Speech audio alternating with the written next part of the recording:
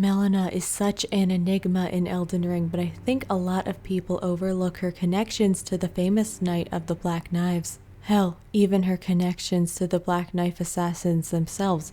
She has a similar moveset, similar blade, even a similar look. But come down this rabbit hole with me where I will explain how she is Marika's secret blade and how she was the vessel for this conspiracy.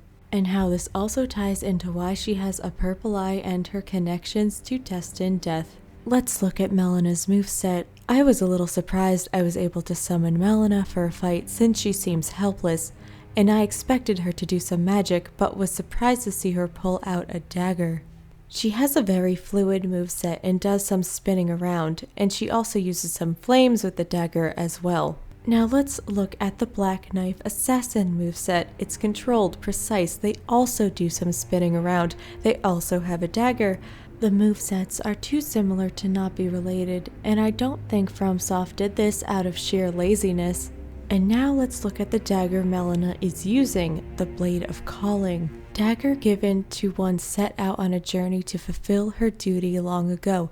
We already know Melina is the kindling maiden mentioned. The one who walks alongside flame shall one day meet the road of destined death. A little bit of foreshadowing there. But what was her duty? We know by the end of the game her purpose is to become the kindling to burn the Erdtree. Why did she need the dagger to do that? Unless her being kindling was only part of her duty and there was another part. Before we get to that, let's look at Melina's blade side by side with the Black Knife Assassin's blade. It also has that curve on the end. And look at each unique skill. Blade of Death, Blade of Gold. The similar phrasing means they are linked. I think Melina's blade represents the Black Knife Assassin's original blade, and the new one is the version that Rune imbued with death because Melina is a Black Knife Assassin. We also find this blade in this hidden clerical office in the castle in Leyndell. It implies that there could have been some secret meetings held here. I think meetings between Marika and Melina because Melina was a sleeper agent going between the Black Knife Assassins and Marika. This also explains why no one in the Lands Between even mentioned Melina. It is fitting for Marika's character that she would have a contact inside of the Black Knife Assassins. It is not the first time she has schemed behind even Radagon's back before. For example, we also learn from Melina that she planned to strip the Tarnish of their grace, send them to other lands to fight and die, and then call them back to the Lands Between to continue to wage war when it was convenient for her. But how can this explain her purple eye? Most think this is an indication of her being the Gloam-Eyed Queen or related to her. The Gloam-Eyed Queen was also an Empyrean like Marika, and she housed the Rune of Death, aka Destined Death.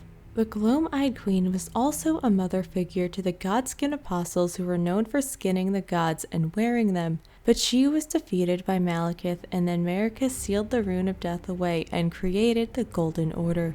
Just like the Gloam-Eyed Queen, Melina is associated with Destined Death. She wants to repair the world and wants Death Indiscriminate to be brought back.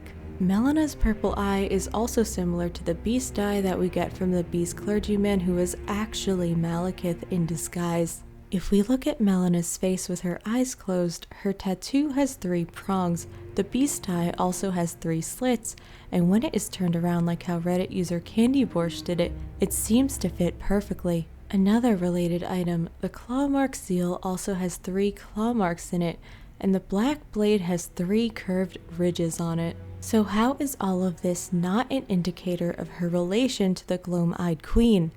Because I think it is an indicator of something else, that she was the new vessel for the fragment of the Rune of Death that Rune stole. Rune tells us that she stole a fragment of the Rune of Death herself, but the game never tells us how, and I think Rune is lying. She probably had some help.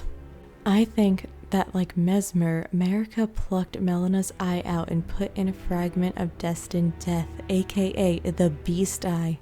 In Elden Ring, the runes need someone as a vessel to hold it for them. Marika's body is a literal vessel for the Elden Ring, and she needed Malekith to be a vessel for the Rune of Death. If we look at Malekith's remembrance, it reads, Malekith was a shadowbound beast given to his Empyrean.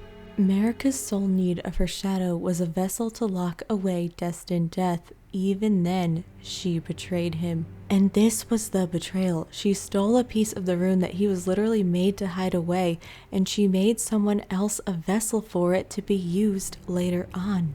Enia also has some interesting dialogue using the word plucked to describe how the rune of death was removed from the Elden Ring.